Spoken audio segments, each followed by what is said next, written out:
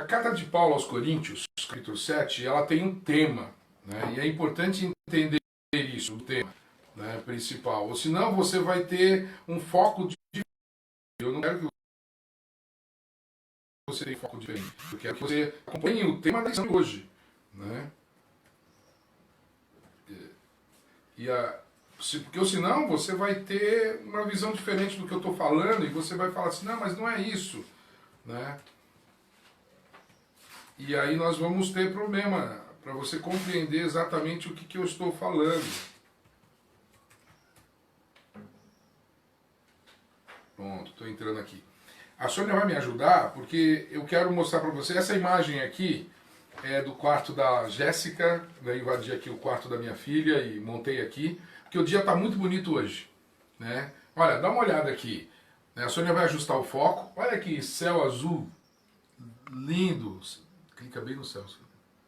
Tô tentando. Tá, a Sônia está tentando ali conseguir o foco no céu, ver a iluminação.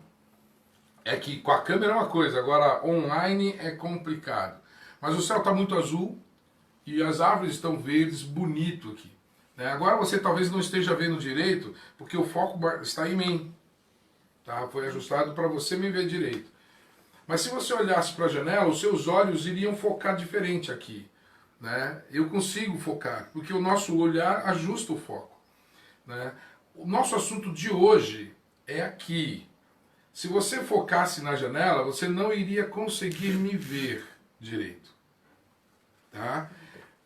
O foco de hoje é celibato no casamento, ou celibato e ele entra um pouco no casamento. O foco de hoje não é casamento. O foco de hoje não são os papéis da mulher e do homem no casamento. Não é divórcio. Né? O assunto de hoje é celibato.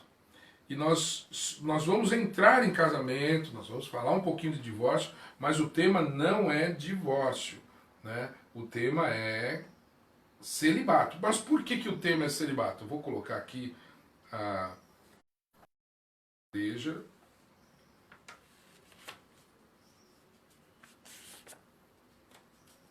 E ver se eu consigo acompanhar aqui também. Tá?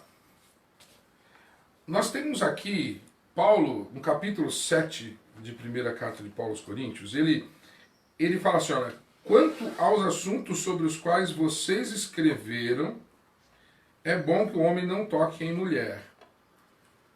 Aí ele vai entrar no assunto.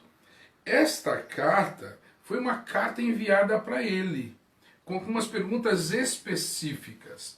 Né? Ele não está desenvolvendo o tema aqui, ele está respondendo algumas perguntas. Ele está tratando de alguns assuntos. Né? Ele está realmente esclarecendo, trabalhando, pastoreando a igreja em Corinto. Ele está ensinando a igreja a ser cristã, ensinando aquele povo a viver o cristianismo. Né? Então nós precisamos olhar com este foco. Né?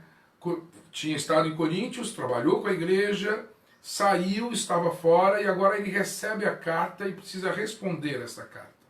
Né, o pastor Bruno já pregou, já ensinou as outras lições, mostrou o contexto da cidade, o contexto dos irmãos, as discussões de lá. Eu preciso voltar a este contexto, né, da cidade, porque realmente era uma cidade promíscua, uma cidade com muitas dificuldades, né, na moral, na vida, né, social.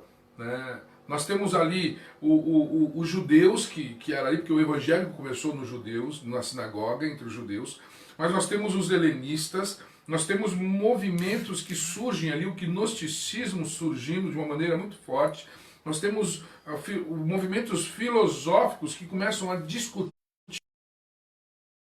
o corpo, sobre moralidade, sobre as práticas, né, sexuais, e aí nós precisamos pensar nisso. E aí dentro disso nós vamos ter realmente alguns grupos na sociedade ou talvez até dentro da igreja. Né? Porque a igreja não está isolada da sociedade. As crises da sociedade, as crises sociais, elas estão no meio da igreja. A igreja é formada por pessoas, né, que não são desconectadas do seu tempo, da sua vivência, da sua experiência. Né? Ele é... Eu estou abrindo aqui ainda. Deixa eu ver.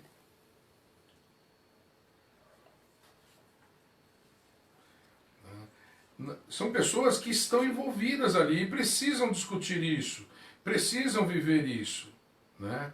Eles precisam estar nesse ambiente de social e entender isso, né? E essas crises, eles tinham dois grupos ali. O primeiro, os gregos, a visão grega sobre o assunto. Então a visão grega sobre o assunto é assim, o neoplatonismo, ele dizia assim, o sexo é errado, porque o corpo é uma parte ruim, a ideia, o mundo acontece nas ideias, o verdadeiro a verdadeira existência é no mundo das ideias. Aqui o corpo, o físico, é apenas uma expressão pálida do que seria o campo das ideias. Então este corpo físico, ele é ruim. O bom é as ideias, né? É o conhecimento filosófico, é aquilo que existe plenamente, aquilo que é realmente verdadeiro aqui é só uma ilusão. Então, eu não preciso me preocupar em satisfazer os desejos do meu corpo, né? Aliás, eu vou comer só para sobreviver, eu não vou comer para prazer, eu não vou ter relação sexual aqui. E eles falam assim, não preciso disso e não preciso empenhar nisso. Eu preciso me dedicar no mundo das ideias. Eu preciso ir para esse plano, né, maior, um nível superior. O físico é o andar inferior. Eu vou buscar as coisas mais superiores. Mas esses superiores não é Deus, é o conceito de Deus, né? O demiurgo, aí, o criador de todas as coisas, né? Aquele que gera a ideia perfeita de tudo. Né? Esse é o neoplatonismo que estava acontecendo naquela época. Né? Então, o celibato para eles era a ideia de buscar algo superior. É deixar o inferior e estar no superior, né? No plano maior. Né? Tira o flash aqui, nós vamos só ajustar a luz aqui, que tem um flashinho aí. Né? Como que está? A imagem continua boa? Tira essa outra luz, vamos ver se continua boa. Não tem problema. Se continuar bem, né? Vocês me dão só um retorno aí se está bem ou não a imagem, né? Só para eu seguir em frente aqui com o texto. Né? Nós falamos dessa ideia do grego, mas tem um outro grego, o grego dos hedonistas. Os hedonistas, na realidade, eles alegavam que o pecado só tinha a ver com o corpo físico. Né? E o seguinte, então eu posso fazer o que quiser com o meu corpo, porque isso não vai afetar o espírito. Não vai afetar o espiritual. Eu posso viver do jeito que eu quiser no corpo. Eu posso fazer com o meu corpo o que eu quero. Então, glutonarias, né, bebidice, né, sexo, não tinha problema para mim. Porque isso afeta só o corpo. O meu espírito não é afetado, a minha alma não é atingida pelo que eu fizer no meu corpo. Então, esse conceito de pecar contra Deus, para os hedonistas não tinha problema. Não tinha influência na sua vida. Então, para que eu vou viver uma vida celibatária? Por que eu vou pensar em celibato? Né? O pessoal está dando aí obrigado. Né? Eu tô vendo, agora chegou aqui, ó, tá vendo? O Eric aí, né? Está bem, pode prosseguir. Joia. Leandro Vilela, tua opinião é muito importante, tá? Continua numa boa, vou continuar. Né? E vocês vão poder pôr perguntas aí sobre isso também. Então os gregos estão aí, ó, nesse pensamento social e tal, mas tem os judeus. Os judeus faziam o quê? O ficar solteiro é pecado. Sabe, a vida celibatária é uma vida desobediente a Deus. Porque desde o princípio Deus diz que o homem precisa formar, precisa casar, precisa multiplicar. Aquela família que não se multiplicava, não tinha filhos, era amaldiçoada, não era uma família abençoada. Então, na ideia judaica, né, os hebreus diziam assim, o celibato é um estado inferior. Né? Porque o estado superior é obedecer a Deus, o único Deus, e ele diz que é para casar. Então, era uma regra, e tinha que casar. Percebe a discussão que estava sobre o celibato? Né? Vivo uma vida celibatária ou não vivo uma vida celibatária? Né? E essas perguntas chegaram até Paulo. Então Paulo vai começar o texto dele respondendo estas perguntas. assim, ó, quanto aos assuntos sobre os quais vocês escreveram, é bom que o homem não toque em mulher. Mas, por causa da imoralidade, cada um deve ter sua esposa, cada mulher o seu próprio marido. Olha a preocupação de Paulo. Ele conhecia a cidade, ele conhecia o ambiente que aqueles cristãos viviam, e por causa daquela imoralidade social, eles precisavam ter, né, um relacionamento estável. E aí ele defende a monogamia, não a poligamia. Cada um tenha o seu cônjuge. Né? E aí Paulo, alguns falam Paulo era machista e tal, Paulo não valorizava as mulheres. Não é bem assim. Você vai ver durante o texto todo como ele coloca igual. O homem esteja com a mulher e uma mulher esteja com um homem. É igual para os dois. Né? A orientação de Paulo aqui é para os dois. Né? Por causa dessa sociedade imoral, dessa pornografia ou porneia, que é na realidade o termo que ele usa aqui, que na realidade é desvio sexual, impureza sexual. Né? E aí esse desejo se resolve, né? Ele reconhece que há um desejo sexual. Esse desejo sexual se resolve no casamento. Então, para que você realmente viva de uma maneira equilibrada, né, que o seu desejo, o seu impulso sexual, a sua pulsão sexual seja realmente equilibrada, é no casamento. Então, para isso, ele diz, olha, por causa da imoralidade, cada um deve ter sua esposa, e cada mulher o seu próprio marido. E aí ele vai, o marido deve cumprir os seus deveres conjugais para com a sua mulher. E da mesma forma, a mulher para com o seu marido. Casamento aqui é dívida, e nós precisamos entender isso. Né? Ser casado é compromisso. E aí você tem um compromisso, você tem deveres a serem cumpridos. Né? E quando ele fala dessa dívida é o seu próprio corpo. A mulher, o homem, precisa cumprir os seus deveres conjugais para com a sua esposa. Sabe? E a esposa precisa cumprir os seus deveres conjugais para com o marido, entregando-se um ao outro o corpo. E aí nós temos esse dever na relação sexual, entregar o próprio corpo. E são deveres iguais. Mais uma vez ele continua, tanto o homem tem o dever como a mulher tem o dever. No verso 4, a mulher não tem autoridade sobre o seu próprio corpo, mas sim o marido. Da mesma forma, o marido não tem autoridade sobre o seu próprio corpo, mas sim a mulher.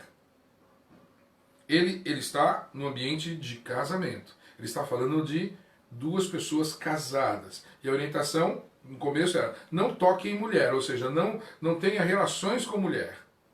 Seria melhor isso. Né? Mas se não, por causa da imoralidade, casem. E aí o casal, homem e mulher, marido e mulher, né? Esposo, esposada, esposo, né? Esse casal, ele precisa viver os seus deveres conjugais. Eles precisam entender que um entrega para o outro. E se entrega, perde a autoridade. É a mulher que tem autoridade sobre o corpo do homem e o homem tem autoridade sobre o corpo da mulher. Não é o homem a autoridade sobre o corpo da mulher e pronto. Não, a mulher também tem autoridade sobre o corpo do homem. Porque um pertence ao outro. São direitos iguais, tanto para homens como para mulheres. Como a palavra de Deus foi deturpada, como cristãos falam errado, como pessoas acabam desenvolvendo, né, um relacionamento doentio, errado, né, no casamento. Né? Como nós temos tristeza diante do aumento da violência doméstica. Né? Como homens estão batendo nas suas mulheres e achando que tem o direito de fazer isso. A Bíblia diz que os direitos são dos dois. Eu não estou falando que a mulher tem o direito de bater no marido também. Não é isso. Né? A ideia é que precisa cuidar um do outro e saber que tem um compromisso com o outro. Né? E saber que tem algo a ser cumprido nesse relacionamento conjugal. E Paulo fala exatamente isso. São direitos iguais, marido e mulher. Né? No casamento, não deve haver o celibato. Olha como Paulo diz aqui Verso 5. Não se recusem um ao outro, exceto por mútuo consentimento e durante certo tempo, para se dedicarem à oração. Depois unam-se de novo, para que Satanás não os tente por não terem domínio próprio. Paulo está tocando na ideia de que o quê? Não podemos ter no casamento entre os dois cônjuges a decisão de um falar assim, não tenho mais relação sexual. Não tem isso aqui. Paulo fala exatamente isso. Não pode acontecer o celibato, essa decisão de me abster não só do casamento, mas da relação sexual. Né? E é importante entender que nós estamos no conceito cristão, nós estamos no ambiente de igreja, nós estamos com Paulo falando para uma igreja cristã que deseja servir ao Senhor. Quando ele fala em celibato aqui, é pureza, sabe? É viver sem um casamento, sem uma relação sexual, né? Realmente, não só no casamento, mas em todos os sentidos. Mas no casamento não pode haver isso. Porque no casamento, é claro, não se recusem. Eu estou usando a nova versão internacional, NVI. Tá? Se você estiver usando outro texto, você vai perceber que a ideia é a mesma. Não se recusem. Né? A não ser por pouco tempo, dedicando-se à oração. Não use outras desculpas. E mesmo a oração, se você usar como desculpa, se a mulher usar ou o homem usar, para se afastar corporalmente da sua esposa ou do seu esposo, se ele usar isso como desculpa, né, mesmo a oração tem que ser por pouco tempo. Né? E esse tempo aí não é tempo, a palavra para tempo aí não é um tempo medido por horas, semanas, dias, não é um período cronológico. Paulo usa esse tempo aqui, o kairos.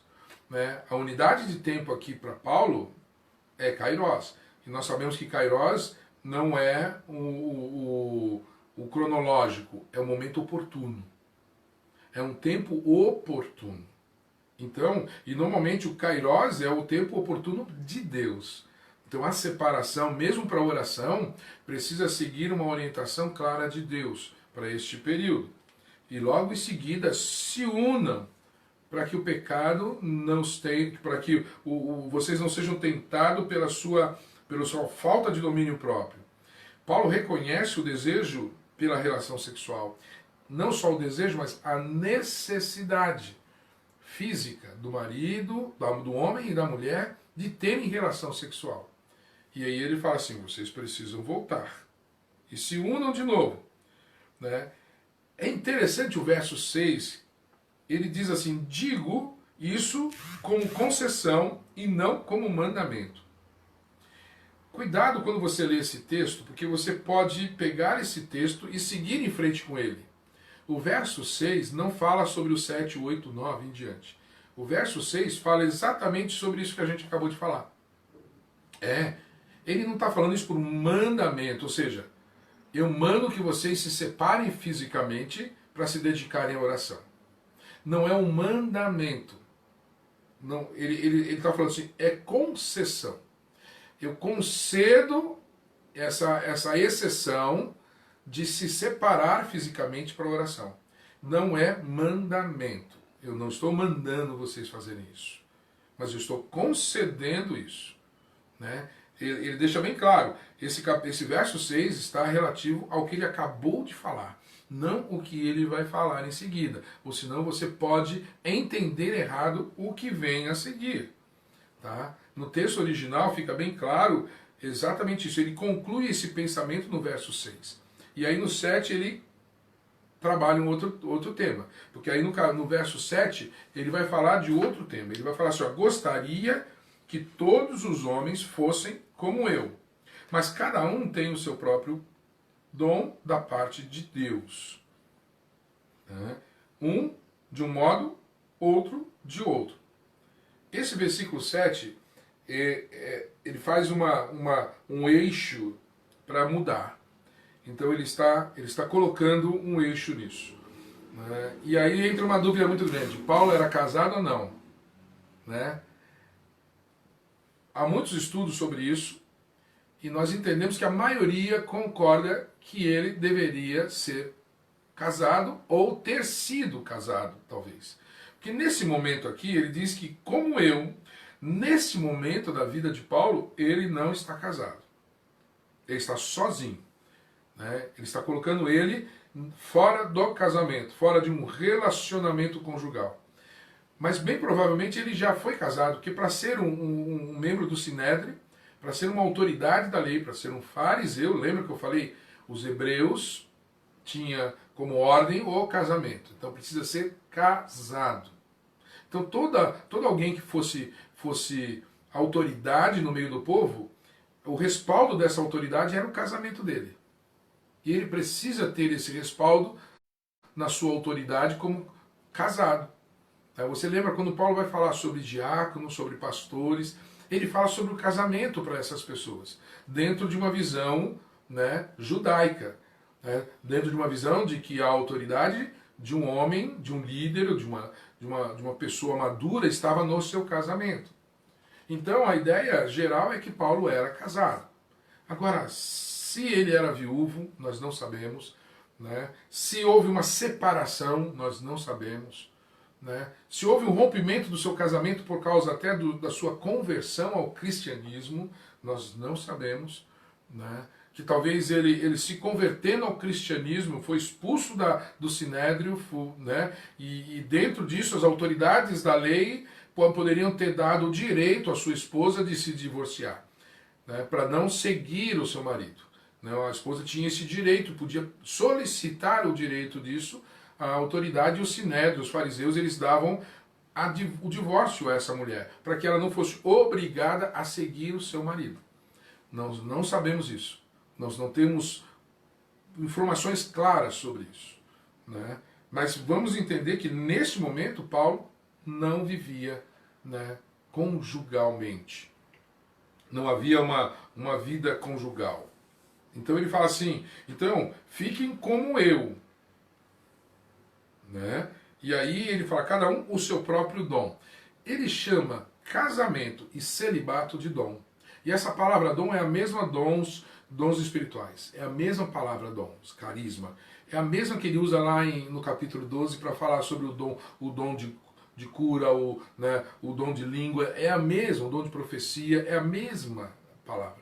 Então ele encara o casamento como um dom de Deus. Mas ele encara o celibato como um dom de Deus. As duas coisas são dons de Deus, são dados por Deus para o homem, para o seu filho, para o cristão. Então ele olha com exaltação o casamento, mas também ele olha a decisão de não casar, da vida celibatária, também como um dom de Deus. E cada um, do seu modo, precisa viver os dons de Deus. É dado por Deus, então vamos viver o que Deus nos dá para este momento. Né? Então, ele sai da discussão de que o celibato é superior. Para os gregos neoplatônicos, com o conceito de hedonismo, né, também. Né? Ah, não preciso nada de ser celibatário. Opa, não, o celibato tem importância. Judeus, não, o celibato é inferior. Não é inferior, é dom de Deus. Casamento é dom de Deus, celibato é dom de Deus. Vamos entender como nós vamos usar o dom de Deus, como nós vamos desenvolver este dom em nossas vidas, né? E parar com essa perseguição, talvez daqueles que se decidem ficar solteiros. Né? Entendem que Deus deseja isso para eles, né? Permanecerem solteiros. Né? A senhora me trouxe água aqui. Né? Porque havia muito isso, aliás, hoje em dia também, né? Ah, mete o pau aí, todo mundo quer. Aliás, começa a se formar uma equipe casamenteira. Né? Tem pessoas que se acham casamenteiras e começam a preparar o casamento ou montar esquemas. Né? Cuidado, porque de repente a pessoa deseja isso. E aliás, Deus deseja isso para a pessoa, e aí?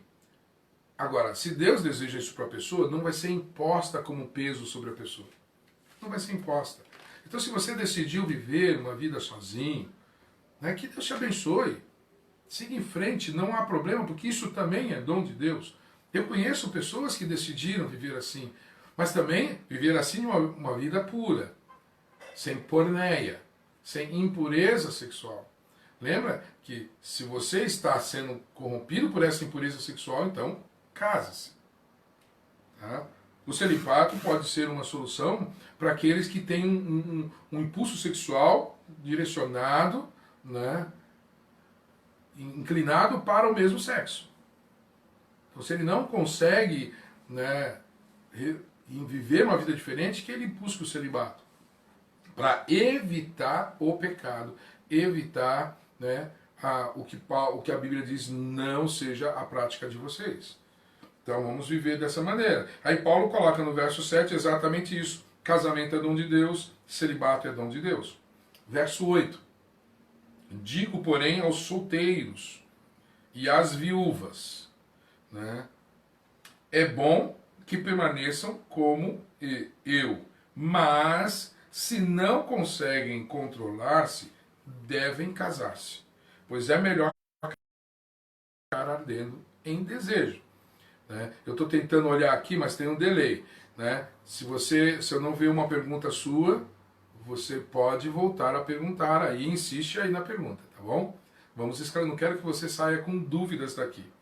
Né? Tá vendo? Percebe que como no verso 8 e 9, ele está falando para os solteiros e as viúvas, ou seja, aquelas pessoas que não estão dentro de um relacionamento conjugal, que não estão dentro de um casamento. Né? Os solteiros, porque não casaram ainda, e as viúvas ou viúvos, é porque não estão mais com o seu cônjuge, ele faleceu. Né? Então não estão mais num ambiente, né, de vida conjugal. Esses poderiam ficar como Paulo, que decidiu não mais casar, não mais se relacionar, entendendo isso como um dom de Deus para a vida dele, respondendo a um chamado dele missionário aos gentios. A vida dele seria quase que impossível ter uma esposa como ele fazia. Né? A necessidade de viajar e alcançar novos povos, né? E de não estabelecer uma casa, não estabelecer um domicílio, né? E seria muito difícil. E ele entendeu isso como de Deus e aceitou isso para si e viveu uma vida celibatária. Né? Não que para fazer missões ou para evangelizar é preciso ser um celibatário.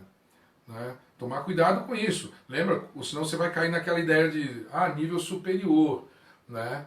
Então, para eu ter um nível espiritual superior, eu preciso ser celibatário. Eu preciso me abster dessas coisas. Não, você pode ter marido, mulher, você pode ter uma vida conjugal, filhos, um domicílio e exercer o seu ministério. Né? E nem por isso você vai ser inferior espiritualmente. É uma decisão daquilo que Deus está te dando, como Paulo fala. Mas Paulo alerta. Celibato com pureza. Porque se você não consegue se conter, e aqui não é nem a prática, é ficar ardendo em desejo, é reconhecer que você tem desejo, é reconhecer que você tem carências físicas. Né? Para o celibatário que tem isso como dom de Deus, ele vive tranquilo em relação a isso, em relação ao seu próprio corpo. Mas se a pessoa não consegue viver com o seu próprio corpo assim, se ela tem os desejos, case-se. Porque no casamento isso é satisfeito. No casamento você encontra esse equilíbrio físico, essa satisfação sexual. Então Paulo fala bem claro, direcione esse desejo para o seu casamento. Né? E aí ele vai para o casamento. Devem casar-se. Então, jovens, se você vai ficar praticando sexo de maneira impura, né, pare um pouco com isso. Pare totalmente com isso, aliás. Vá para um casamento. Vá para um relacionamento onde você vai ter a satisfação sexual, onde a sua esposa terá uma satisfação sexual, e ali você vai equilibrar. Né? Talvez, não sei qual é a sua linha psicológica aí, mas você pode equilibrar suas energias aí. Mas é dentro do casamento. E lembrando que Paulo introduz esse capítulo falando sobre o casamento monogâmico. Né? A fidelidade a um só marido, uma só esposa. Né? E aí ele vai continuar. Aos casados dou este mandamento, não eu, mas o Senhor. Olha que interessante esse início do 10. Lembra que lá atrás ele falou, eu dou como concessão, não como mandamento? Por quê? Porque não tinha uma palavra de Cristo sobre aquilo. Não havia uma orientação clara de Cristo sobre aquilo. Ele vai entrar agora no assunto aonde Cristo se pronunciou. Quando Cristo se pronunciou, então aquilo se torna um mandamento. E Paulo ele não vai contra Cristo Jesus. Paulo é tremendamente cristocêntrico. Então obedecer e seguir a palavra de Cristo era o mais importante para Paulo. Então, nesse instante, como ele vai introduzir um assunto que Cristo afirmou, ele fala assim, eu estou dando isso, mas não eu. É como um mandamento. Não é uma concessão, não é uma opinião, não é uma sugestão. É um mandamento, porque foi dito por Cristo Jesus. Por isso que quem está dizendo isso é o Senhor, não Paulo. Que a esposa não se separe do seu marido. Mas se o fizer, permaneça sem casar. Ou então, reconcilie-se com o seu marido.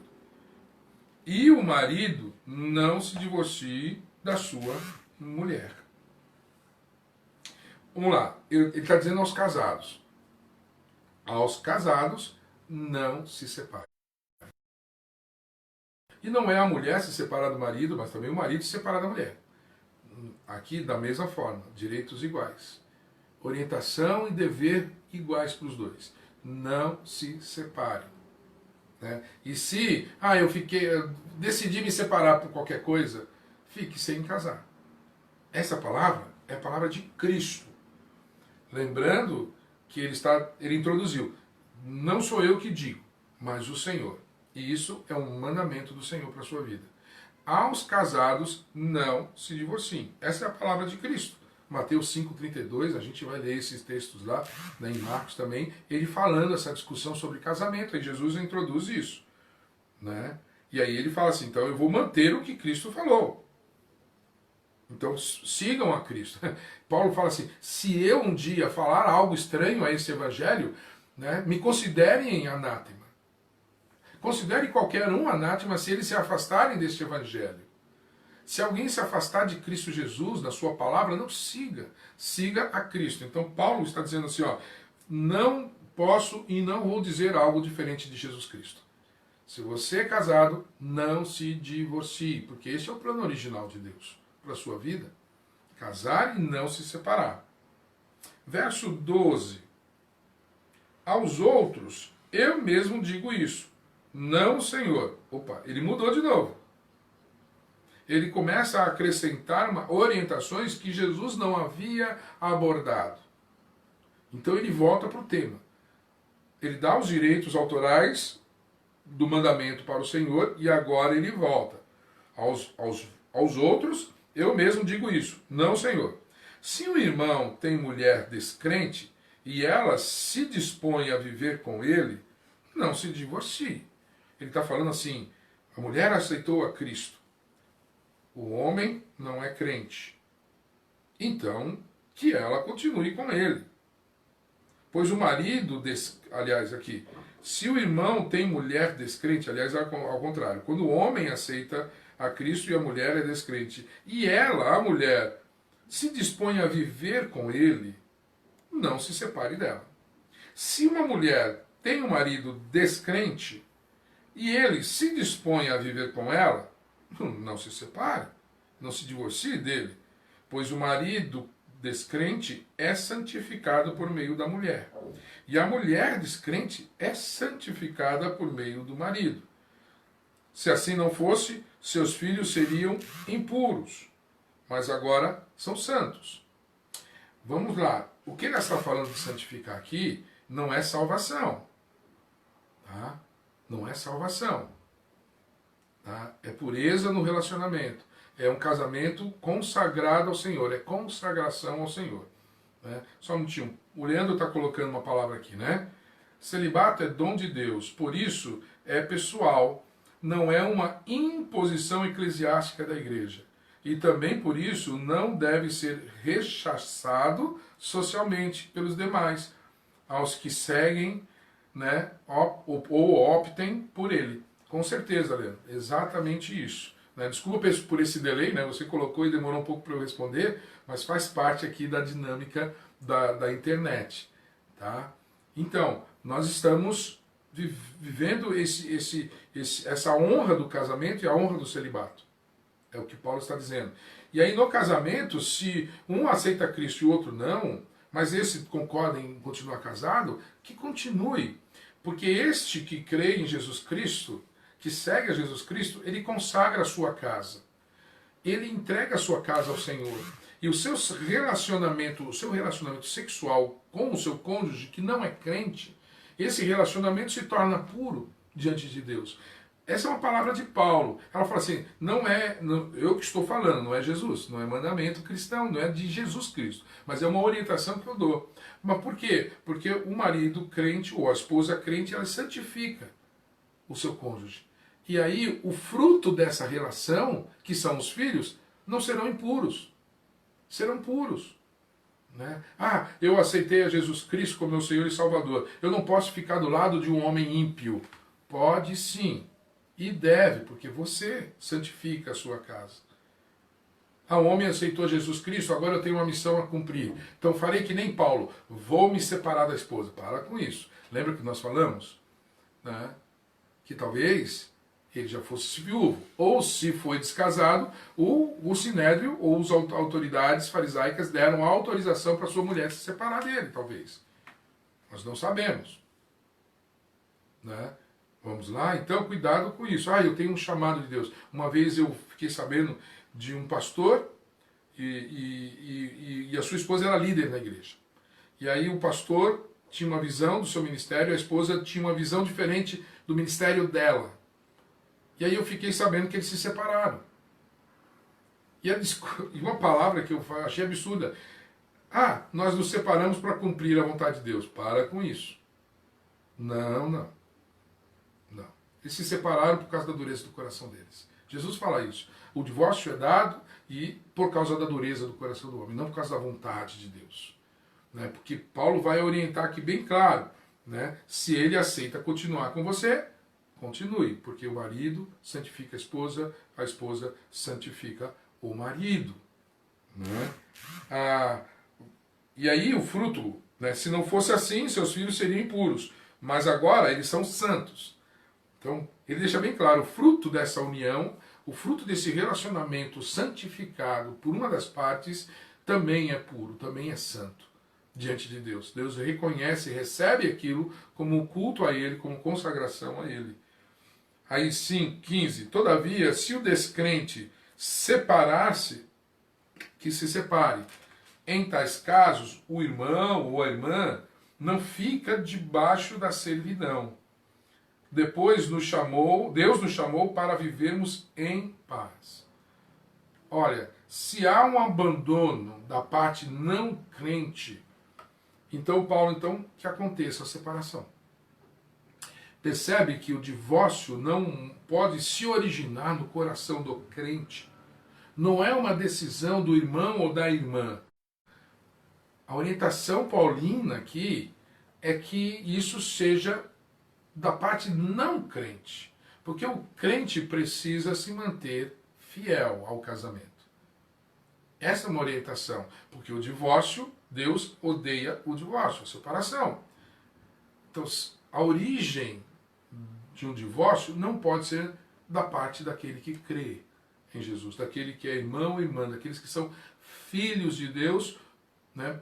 Por crerem em Jesus Cristo. Aqueles que foram lavados, remidos no sangue do Cordeiro, precisam viver essa vida, né, dessa maneira. E o divórcio não agrada a Deus. Então, esse desejar o divórcio não pode se originar no coração daquele que serve a Deus e que deseja agradar a Deus. Então, se eu desejo agradar a Deus, eu não posso ficar pensando em divórcio. Mas se a parte não crente insistir em se separar e desejar abandonar o relacionamento, então, aí pode se abandonar o relacionamento. Então se separe. Não vai ficar em uma guerra eterna. Não vai ficar numa discussão sem fim. né? Porque o Senhor nos chamou para vivermos em paz, né? Você, mulher, 16, né? Você, mulher, como sabe se salvará seu marido? Ou você, marido, como sabe se salvará sua mulher? A ideia de que ficar insistindo para manter um casamento, que a parte não crente decidiu se afastar, vai produzir isso. E de repente fala, não, preciso continuar porque ele vai se salvar, aí o nosso casamento vai poder continuar. Quem sabe? Você sabe se ele vai se salvar? Você, marido, sabe se ela vai entregar a sua vida a Jesus Cristo? Não sabemos. Então, se há um desejo, uma insistência em separação da parte não crente, da parte que não crê em Jesus Cristo, então que se conceda para viver em paz, né? E às vezes uma concessão dessa produz um momento de reflexão da outra parte. E eu já vi pessoas se reconciliarem, casamentos serem refeitos, né? Para outra pessoa perceber o quanto aquele cônjuge que aceitou Jesus era tão importante. E aí ele voltou ao casamento, né? Eu estou vendo aqui, eu estou lendo, né, o livro do Leandro, mas não vi que a Glenda está aqui com a gente, né, Glenda? Né? Deus abençoe você e o Juan. Né? A gente tem um carinho muito grande por vocês e que casamento lindo de vocês. Né? Que união linda de vocês. Deus abençoe vocês aí na Bolívia. Tá? Deus seja contigo. Né? Aqui Paulo, vamos lá, verso 17, ele vai seguir, né? Mas só que 17 em diante, eu acho que já é da próxima lição, certo? Eu quero falar uma coisa que eu não falei sobre viver em paz. É muito triste os índices de divórcio no meio cristão. Os índices de separação é muito grande no meio cristão. Nós temos altos índices de casamentos oficializados entre cristãos, mas também de divórcios. E na realidade o que está se vivendo nos outros países que houve a quarentena e depois do período de quarentena, muitos divórcios, é porque eles tiveram que viver juntos muito tempo e não conseguiram viver juntos muito tempo.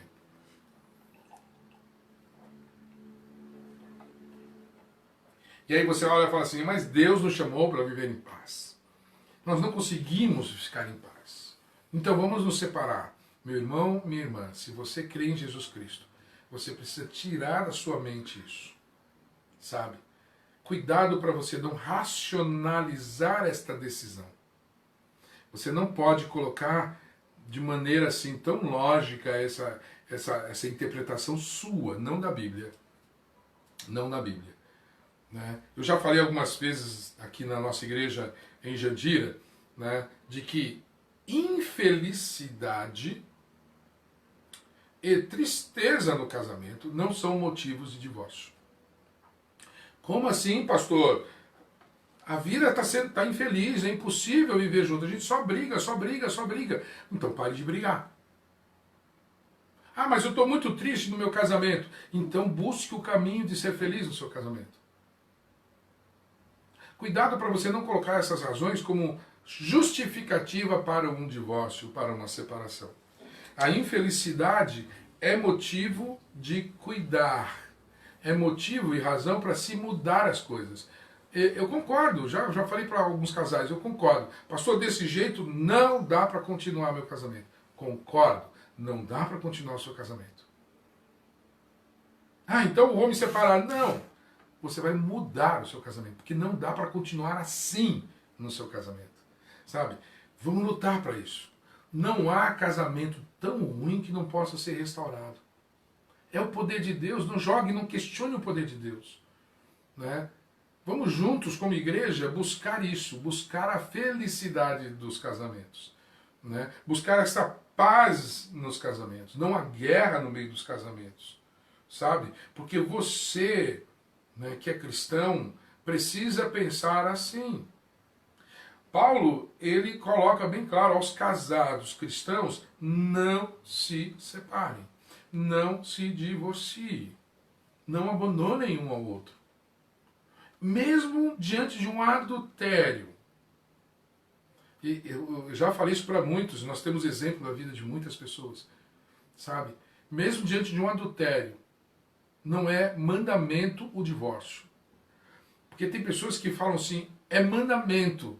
Adulterou, é mandamento do Senhor a separação. Não, Jesus não manda separar. Paulo não manda separar por causa de adultério. Ele fala assim, olha, tendo esse adultério, essa persistência no pecado, é concedido o divórcio. É uma concessão. Não é um mandamento o divórcio diante do adultério. É uma concessão. Diante do abandono de um relacionamento. Porque tem muitos abandonando o seu relacionamento. Abandonando a sua casa. Diante de um abandono do cônjuge. É concedido o divórcio. Não é mandado se divorciar. Sabe? Nós temos uma missão de Cristo sobre nós. Né? De sermos luz na terra. E a terra, desde a época de Paulo, antes de Cristo, vive essa tendência ao pecado, né? Essa separação do pecado. Sabe? Para o pecado, separação para o pecado. Jesus nos chama para a separação do pecado. Ele não quer realmente que a gente viva em guerra. Por isso, ele vai nos ajudar a viver em paz. Ele não quer que a gente fique triste. Por isso, ele vai colocar pessoas, sabe, estruturas, ferramentas, psicólogos, psiquiatras, igreja, comunidade, pequenos grupos, para tratar você, o seu casamento, para se manter firmes nesse casamento. Tá? Jovem, se você decidiu viver uma vida sem se casar e consegue ser puro assim, Deus te abençoe, viva assim, você tem um potencial tremendo de conquistas. Não tenha dúvida, se casar tem que cuidar da esposa ou do marido. Aí você vai ficar dividido. Você é solteiro? Então siga. Você decidiu ser solteiro para cuidar da sua mãe, ou do seu pai, do seu avô, ou da sua avó, mas sente que isso é dom de Deus na sua vida? Deus te abençoe. Sabe? E vamos parar com essa reprodução judaica de que é obrigado a casar. Não, não é obrigado a casar. O que Jesus espera de você e de mim é pureza, é santidade, é obediência. É isso que ele precisa. É isso que ele deseja, perdão. E é isso que ele nos capacita pelo Espírito Santo. A campainha tocou. Tô até sentindo falta da irmã Domingas. Irmã Domingas, um beijo para você, né? A equipe aí, a Ana que vem, toca a campainha antes da gente terminar aqui, avisando, ó, tá na hora. Então tá dando a nossa hora aqui, são 10h21. Né? Tô com saudades daquele ambiente de domingo de manhã, né? Das EBDs, das salas de aula, né? Das pessoas abrindo a palavra, discutindo a palavra, entendendo, buscando entender a vontade de Deus, para cumprir e viver essa vontade de Deus de acordo com Deus, da maneira de Deus, não da maneira que está na nossa cabeça. Né? Obrigado por você que ficou até agora aí conosco, né? Nessa lição, nessa aula da EBD online. Bruno, estou com saudade de você. Né? Hoje à noite a gente vai ouvir uma palavra de Deus na vida do Bruno. E aliás, né, convido você que está conosco online aqui, ó, ao vivo, hoje à noite assista o culto inteirinho. No final do culto tem um presente, porque hoje é dia das mães. Feliz Dia das Mães. E à noite nós temos um presente para esse dia especial que é o Dia das Mães. Né? Eu agradeço muito a Deus pela mãe que eu tive, pela mãe da minha mãe, né, que eu tive também. As minhas avós foram mulheres de autoridade, mulheres, sabe, de respeito, de honra. No termo original, aqui no termo atual, empoderadas. Minhas avós eram empoderadas, minha avó era empoderada, minha mãe é uma mulher empoderada, minha mãe tinha muita autoridade na palavra, como eu gostava de ouvir a minha mãe ensinar. Né, e pregar também, ela é uma ótima pregadora. Né, ela me ensinou muitas coisas. Né. Estou amando a minha esposa há muito tempo. E como é bom, né, ter filhas e saber que nós temos um casamento que gerou frutos. Né, e nós somos muito, muito felizes com isso. E agora, com a minha filha mais velha sendo mãe. Né, parabéns, Larissa. Né, você tem sido uma excelente mãe. O Éder também, o pai, né, mas agora é Dia das Mães, tá, Éder? Fica para depois. Tá? Parabéns para todas vocês, mães. Eu tenho muitas mães do coração.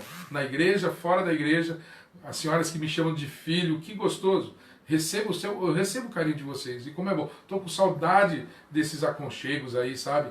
Desse cheiro que vocês me dão, desse carinho que eu recebo de toda a igreja. Né? Seja com todos vocês, né? A Márcia, do Marcelinho aqui, Márcia Souza, né? Glória a Deus mesmo. A Domingas estava assistindo, Domingas. Eu estou com saudade de você, hein? Tá? Mas Deus te abençoe. Parabéns pelo Dia das Mães. Então hoje à noite, fica até o final do culto com a gente. Tá? Fica lá e vamos ter esse presente de Deus ali no final. Né? Aliás, né? A semana que vem o Bruno está aqui, ó. Tá de olho, né, Bruno? Tem que manter a qualidade, eu sei disso. Né? O domingo que vem o Bruno está de volta aí, né, com a próxima lição, né, o próximo capítulo aí. Assim, não, seguindo esse capítulo do 17 em diante, eu acho que ele se assustou quando eu falei. O verso 17, ele, pastor, é meu, é meu. Né? Você vai seguir com o tema casamento e questões específicas. E aí é a próxima lição de domingo que vem. Gente, convido você para quarta-feira à noite, para estar comigo também. Uma live assim ao vivo, online, você vai poder conversar, lar docilar, como é esse negócio de lar docilar? Lar docilar, como é? Né? A gente vai entender um pouco o plano de Deus para a nossa casa e o nosso lar. Né? É importante também, antes da oração, eu quero convidar você para a semana que vem. Nosso culto à noite da semana que vem, o culto online, nós vamos celebrar a ceia. Então, reúna-se em família, separe o pão, separe o suco de uva. No próximo domingo à noite estaremos celebrando a ceia juntos. Vamos orar? Né? Deixa eu ver se tem alguma outra pergunta. Eu acho que não tem. Né? Não tem. Tá? Vamos orar? Pai querido, Senhor Deus, obrigado pela Tua palavra, Pai. Obrigado pelo apóstolo Paulo que, ao responder perguntas para a igreja de Corinto, Pai, a responder questões específicas deles, também nos orienta em como vivemos o cristianismo agora, como vivemos a nossa fé agora, Senhor Deus. Pai, obrigado pela Tua paz que vem sobre nós. Pai, obrigado por nós entendermos que o Senhor nos dá o dom do casamento, o Senhor dá o dom do celibato também. Pai, o Senhor me deu o dom do casamento e obrigado por isso. Eu sou feliz no meu casamento, da minha família. Pai, e aqueles que o Senhor tem dado o dom, que eles permaneçam puros, Pai. Mas se algum jovem, uma jovem, tem desejos, que ele não fique achando que isso é errado, mas que ele procure fazer o certo, que a satisfação de todo desejo seja no seu casamento, que a Tua bênção, Pai, que a Tua graça seja derramada sobre todos os adolescentes, todos os jovens, Pai, todos os adultos, Pai, para que sejam fiéis ao Senhor, que sigam a Jesus Cristo, Pai, e edifiquem, promovam uniões abençoadas pelo Senhor. Que a Tua graça esteja sobre todos nós, que o almoço, Pai, que nós vamos ter, enche o nosso coração de gratidão e a gente te agradeça por tudo aquilo que o Senhor tem nos dado. Em nome de Jesus. Amém.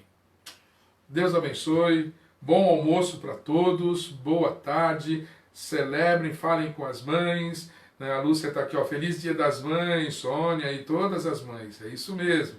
Tá? Ótimo domingo para todos, todas. Tá? Deus abençoe, Luísa, né?